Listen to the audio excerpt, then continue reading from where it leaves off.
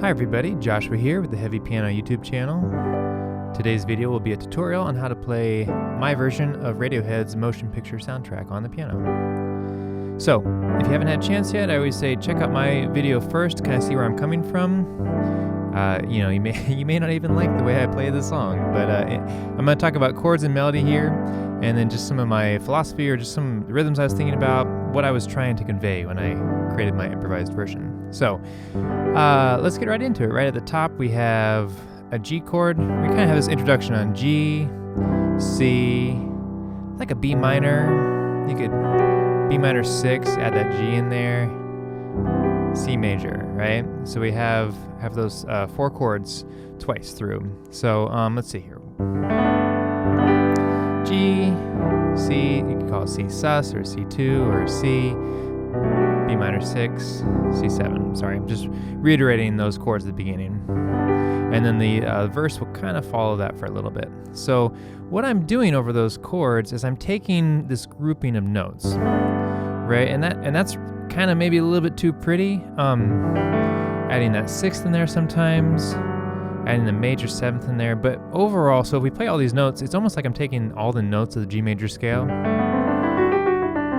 right?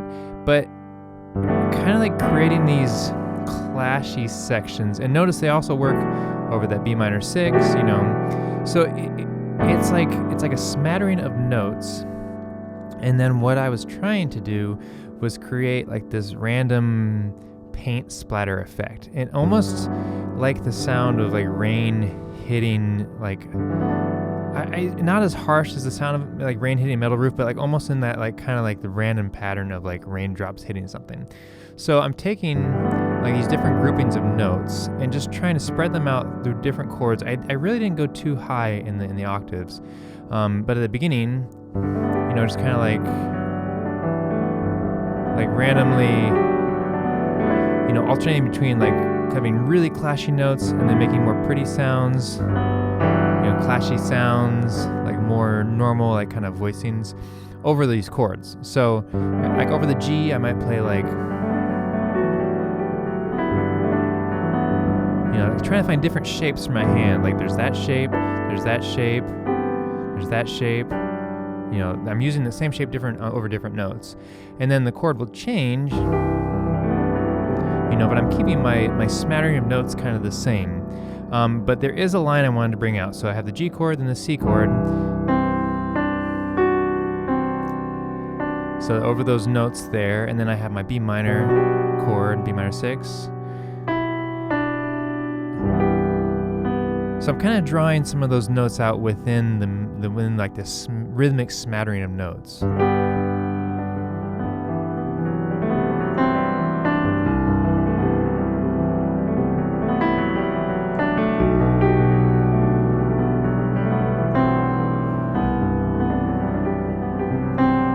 Some of those drawing.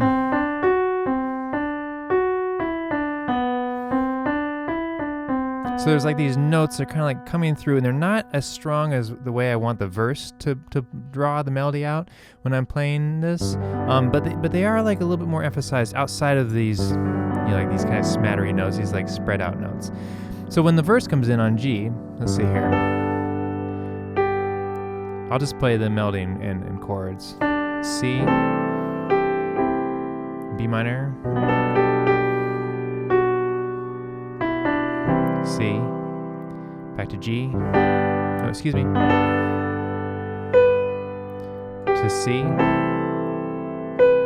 B minor, C, and then we have our chorus, Think You're Crazy on E minor, C, G, let's do D over F sharp there after the G, E minor again, G, D over F sharp. Then we have another verse.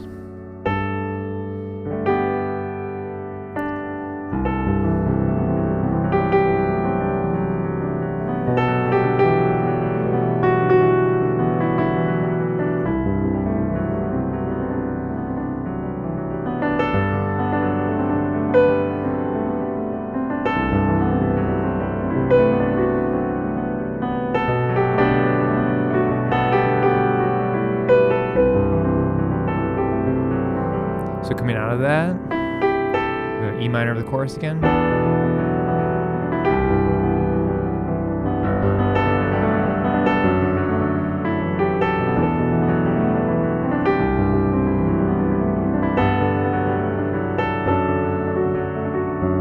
So here I kind of left my smattering kind of sound, bringing it back a little bit. And I'm really emphasizing, because the first time we're going to see a different chord out of the progression. It's going to be a B major. You can call it like a B major, B7, like dominant seventh. So then I really kind of pulled back. Each version, the synthesia version on the keyboard and the version on the acoustic, are a little bit different the way I approach this, because they're both improvised. We'll see here. So we have this B, E minor, B minor over D. We're like walking down the bass line. It's like this C sharp. Nah, it's not diminished. Like a C sharp minor flat 5. And then C major. And then ends on G. So let me play that much without kind of stopping and talk about it. And I'll come out of it. The last E minor, C, G, D over F sharp progression.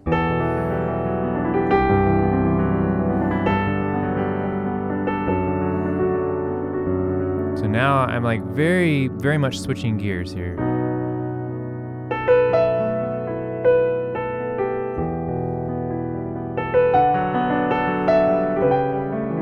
And then I'll bring that smattering back in.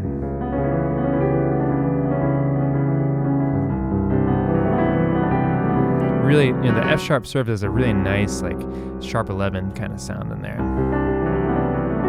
Yeah, one of the easy ways to kind of like find a jazz voicing of like a sharp 11 sound is to take, you can take kind of your main chord, like a C, in this case C major, and then move your right hand a whole step above, make a triad, and then you put it in second inversion. It's kind of a nice voicing. It's one of the tricks I've used to try to find sharp 11 voicings. So let's see here, we're coming out of the...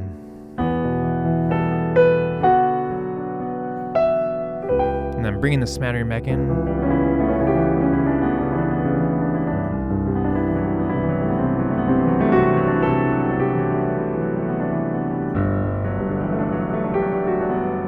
Bring it back to the ending on the G. And then what I did on the acoustic is I really stepped outside of the tonic, kind of the G major sound, and played like a few different, some of those like really chords are outside, but I didn't dwell too much on them. I just kind of like getting outside of that G.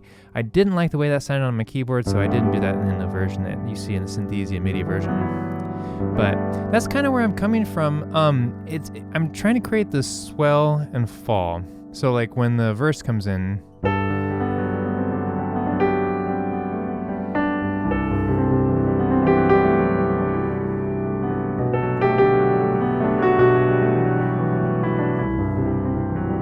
so that's like my first like complete thought, right? And then I'm going to repeat it.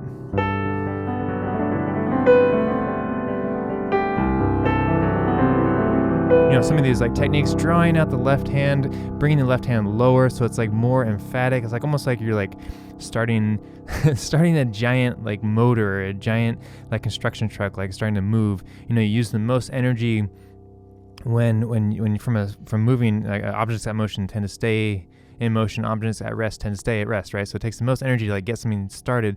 So sometimes this idea of like drawing the energy out of the low end and like trying to create this like, okay, now we're rolling. I don't know if that makes sense or not. Let's see here. So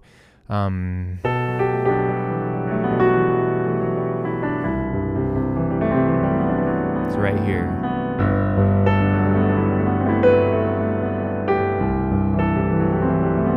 So like all these little things like I'm trying to put in there, and like maybe not even thinking about it, but just, I think about the way that the song makes me feel when I listen to it. And like, okay, like how does that sound on the piano? I'm like, whoa, it sounds way different. Okay, so now how do I get to that same place emotionally that the song made me feel? So just some things to think about. And then also not losing the melody line,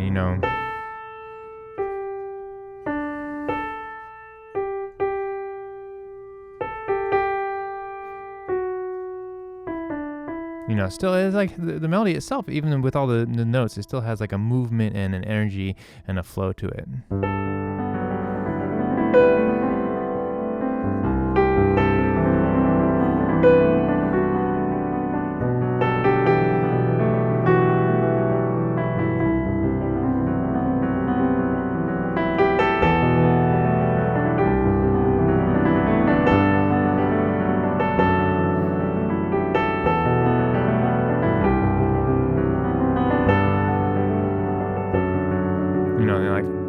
when the chorus ends, there's like a little retard or a rallentando or something, and then the next verse comes, and and it has like a little different emotion and energy to that second verse, even though the notes may be kind of similar as the first verse. So all these things to think about, to you like practice these different ways and see.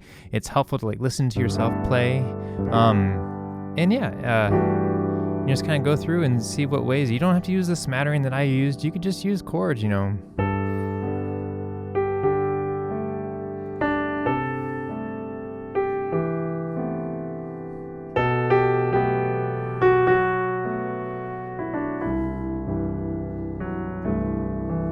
And that still feels nice too. You could do like a rolling thing.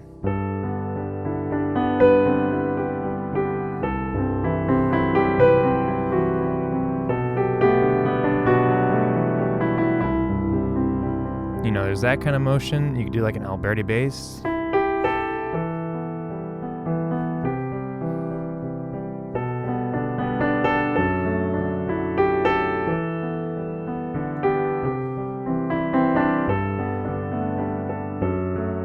Things like that. So experiment with different energies and rhythms and motion to what do you want the song to feel like? It's a beautiful piece of music, and there's so much that Radiohead puts in there. And, it's like when you're limiting yourself to instrumental, there's no lyrics to rely on. And then also just one instrument. It's like, okay, well, what do I create out of something that someone else has created? So just some of my thoughts about making covers for YouTube, for the audience of YouTube, which is, its own thing. But I hope you enjoyed this tutorial. If you have any questions or comments, leave them below. Big thank you to my patrons on Patreon for supporting the channel, encouraging me to make more videos like this, and I hope you're finding these helpful and interesting. I